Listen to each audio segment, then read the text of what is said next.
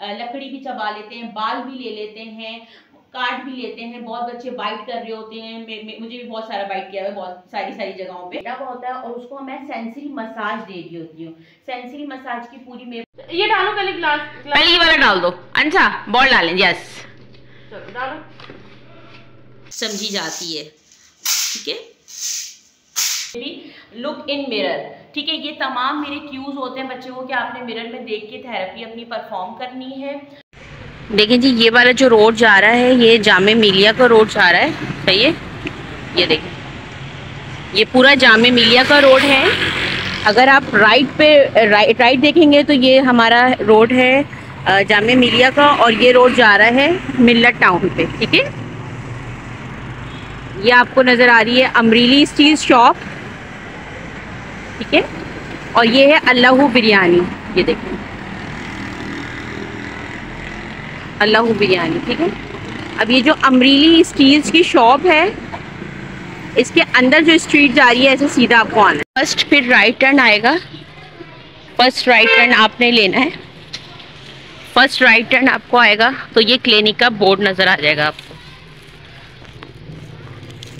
आएगी, बस वो वाली स्ट्रीट में आप आ जाए। ये बिल्कुल यही वाली गली है जो आपने सीधे सीधे यहाँ तक आना है। और अगर आप इस साइड से आएंगे तो ये कौन सा एरिया लगता है? ये पूरी शमसी सोसाइटी, ये पूरी शमसी सोसाइटी लगती है, ठीक है। अच्छा, अब हम इस तरफ आएंगे ना तो आप सीधे सीधे इसी गली से एंटर करेंगे तो आपको यहाँ पे शॉप बोलने वाली जिस क्लिनिक का हमने विजिट किया ना, ये वाला क्लिनिक आप गाइड कीजिए जी। ये रेमेडियल एंड थेरेपीज क्लिनिक है हमारा, ये मेन हमारी क्लिनिक का मेन गेट है। अब हम आपको अंदर लेके चलते हैं, चलें। अच्छा जी, ये मेन गेट है, इससे हम इंटर करेंगे और जो इनका अपार्टमेंट है हम वहाँ तक आपको लेके जाते हैं। यहाँ से आपने इंटर करना है, ठीक है। आपको ईजी है ताकि आप आसानी से यहाँ पहुँच सकें। ये मेन गेट है इसका, और यहाँ से हम इंटर करेंगे, ठीक है। इस गेट के बाद ये देखेंगे हमारा लगा हुआ है कार्ड, ये हमारा पुराना एड्रेस है, लेकिन न्यू एड्रेस ठीक है। यहाँ से हम इंटर करेंगे, ठीक है। अब यहाँ पे हम इंटर कर चुके हैं। लोकेशन मैंने आपको बता दी है आपको, ठीक है। लोकेशन आप लोगों ने अच्छे से समझ ली है, और इसके अलावा भी आप वीडियो के डिस्क्रिप्शन से इनका कॉन्टेक्ट और एड्रेस ले लीजिएगा। और अब हम इनसे मुलाकात करते हैं और इनका नाम और यहाँ के हवाले से जितने भी है इनसे गाइडेंस लेते हैं, ठीक है। अस्सलाम वालेकुम। वालेकुम अस्सलाम, कैसी हैं आप? अल्हम्दुलिल्लाह ठीक ठाक, आप कैसी हैं? अल्हम्दुलिल्लाह। अच्छा, पहले मुझे अपना नाम शेयर कीजिए हमारे व्यूअर्स को। मेरा नाम कमल फारूक है, मैं गोल्ड मेडलिस्ट हूँ, और मेरा जो इंट्रो है वो सारा स्क्रीन पे इंशाल्लाह शो हो जाएगा, ठीक है। मैं क्या करती हूँ, मेरा 14 इयर्स का एक्सपीरियंस है। मैं डिफरेंट डिसऑर्डर्स और डिसेबिलिटीज़ को ट्रीट कर रही हूँ, जिसमें मेनली जो बहुत ज़्यादा कॉमन इश्यूज आते हैं, ऑटिज़म हो गया, ADHD हो गया, IDD हो गया, OCD हो गया, और लर्निंग डिसेबिलिटीज़ हो गई, डाउन सिंड्रोम्स हो गए, और सेरिब्रल पाल्सी को भी ट्रीट कर रही होती हूँ मैं डिफरेंट थेरेप्यूटिक ट्रीटमेंट के थ्रू। अच्छा, इसमें क्या हो रहा होता है कि मैं थोड़ा सा आपको डिस्क्राइब भी कर दूं कि जो हमारे स्पेशल नीड्स के जो बच्चे होते हैं, अडल्ट्स भी होते हैं, हर एज ग्रुप को मैं फोकस मैंने करा हुआ है, हर एज ग्रुप में मैं काम करती हूँ। लेकिन मैं थोड़ा सा बच्चों के हवाले से, क्योंकि पेरेंट्स बहुत वरी हो जाते हैं बिल्कुल नया नया जब पता चलता है कि उनका बच्चा ऑटिज्म के साथ डायग्नोज हुआ है या किसी भी डिसऑर्डर या डिसेबिलिटी के साथ डायग्नोज हुआ है, तो पेरेंट्स बहुत ज़्यादा वरी हो जाते हैं। तो फिर होता क्या है कि पेरेंट्स डिप्रेशन में चले जाते हैं, एंग्जाइटी हो जाती है, उनको पता नहीं होता कि अब हमने इसको ट्रीट किस तरीके से करना है। तो RTC में सबसे पहले मैं ये इंट्रोड्यूस करवा रही हूँ कि यहाँ पर अर्ली इंटरवेंशन प्रोग्राम हो रहा है। अर्ली इंटरवेंशन प्रोग्राम किस एज ग्रुप को कवर करेगा? वो 2 ईयर्स से लेके 8 ईयर्स तक के जो मेरे बच्चे होंगे, जिनको न्यूली डायग्नोज हुआ होगा, कोई भी डिसऑर्डर या डिसेबिलिटी होगी, किसी भी लेवल की होगी, तो मैं उनको ट्रीट करूंगी उन बच्चों को। अर्ली इंटरवेंशन प्रोग्राम में मॉर्निंग में बच्चे आएंगे, 2 आवर्स का ये सेशन होता है हमारा, जिसमें हम बच्चे को एक, अगर हम इजी लैंग्वेज में अगर हम देख लें तो जैसे प्री नर्सरी होता था या प्ले ग्रुप होता है बच्चों का, जो नॉर्मल हमारे बच्चे होते हैं, इसी तरीके से स्पेशल नीड्स के जो बच्चे हैं उनको हम अर्ली इंटरवेंशन प्रोग्राम के थ्रू बोलना, चलना, बात करना सिखा रहे होते हैं। जैसे कि सेरिब्रल पाल्सी का मैंने कहा, तो हम लोग के पास डिफरेंट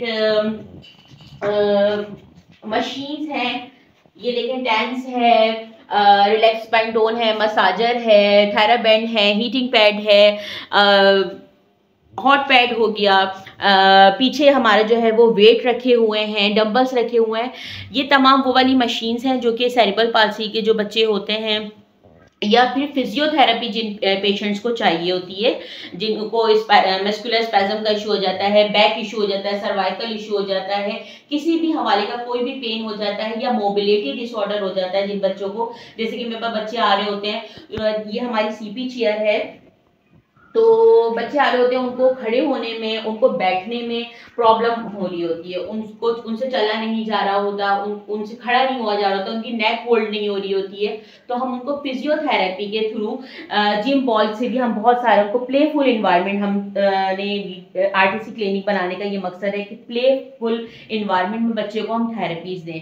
होता क्या है कि बच्चों को हम लोग ऐसा इन्वायरमेंट देते हैं कि बच्चे समझते हैं हम हॉस्पिटल जा रहे हैं, क्लिनिक जा रहे हैं तो हम लोग को रोना है, डरना है, जैसे कि वो पेशेंट काउच पे आके लेटते हैं तो वो रोने लग जाते हैं। हमने ये आप ये देखें कि ऐसा प्लेफुल इन्वायरमेंट हम लोगों ने क्रिएट किया है कि बच्चे यहाँ पे आके खुश हो, रिलैक्स हो। जब बच्चे रिलैक्स होंगे तो ही वो कोई भी चीज को सीखना चाहेंगे और आसानी से वो चीजें सीखेंगे। और इसीलिए अल्हम्दुलिल्लाह मेरे पास जितने भी बच्चे आते हैं फिजिकल लिमिटेशंस के साथ, इंटेलेक्चुअल लिमिटेशंस के साथ, अल्हम्दुलिल्लाह वो रिकवर करते हैं।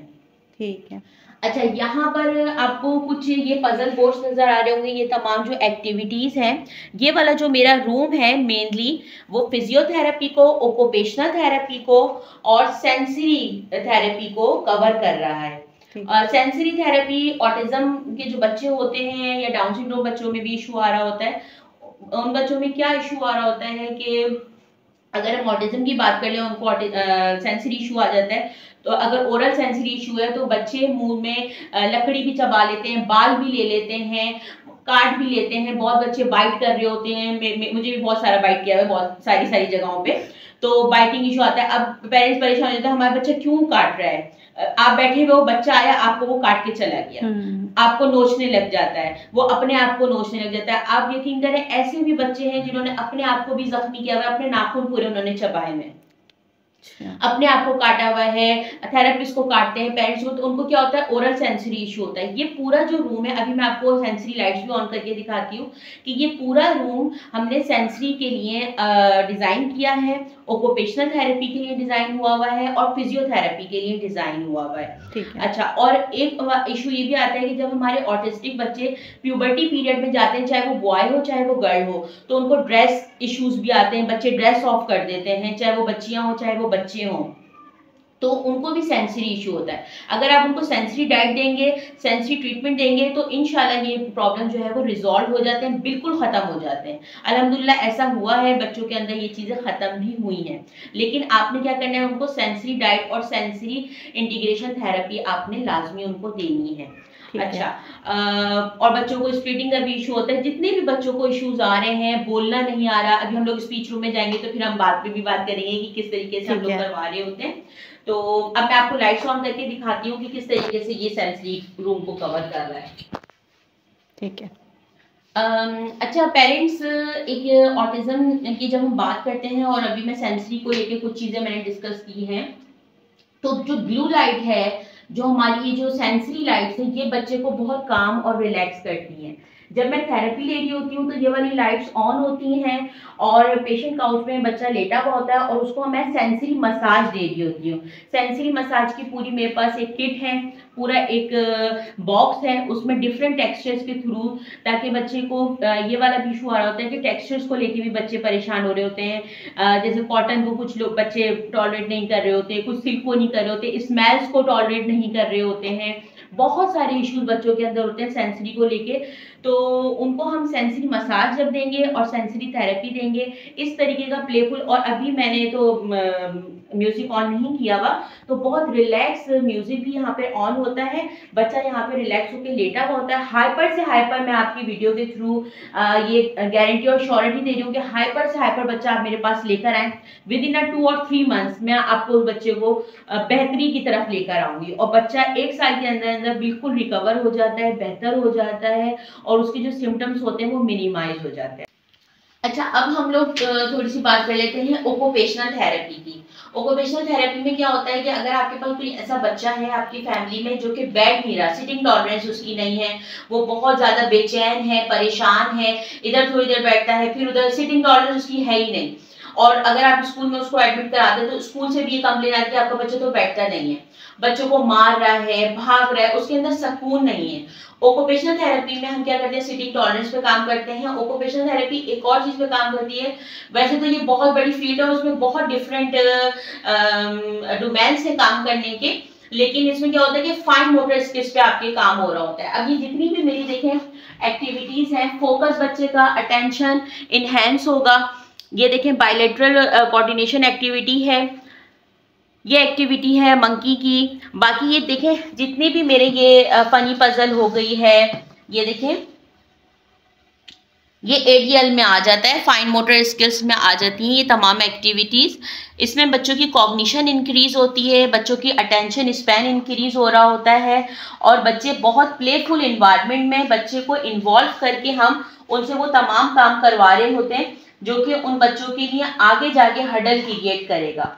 ठीक है, रिकग्नाइजेशन ऑफ कलर्स है, नंबर्स हैं, ये तमाम चीज़ें ओटी में कवर हो रही होती हैं। ये तमाम जो मेरी एक्टिविटीज़ हैं, देखें स्क्रू एक्टिविटी है, ये तमाम वो एक्टिविटीज़ हैं जो आपके फाइन मोटर स्किल्स पे काम करेंगे, और ये अगेन एक सेंसरी स्टिमुलेशन के लिए बहुत अच्छी एक्टिविटी समझी जाती है। ठीक है, मल्टीपर्पज़ रूम है ये, इसमें बहुत सारी चीज़ें आपकी कवर हो रही हैं, और बॉल्स आपको पता है कि बच्चों की ऑल टाइम फेवरेट होती हैं। ये हमारी एक फिजिकल लिमिटेशंस को ये एक्टिविटी कवर कर रही है। बाकी ये देखें ये वाली एक्टिविटी भी हमारी फिजिकल लिमिटेशंस को करती है।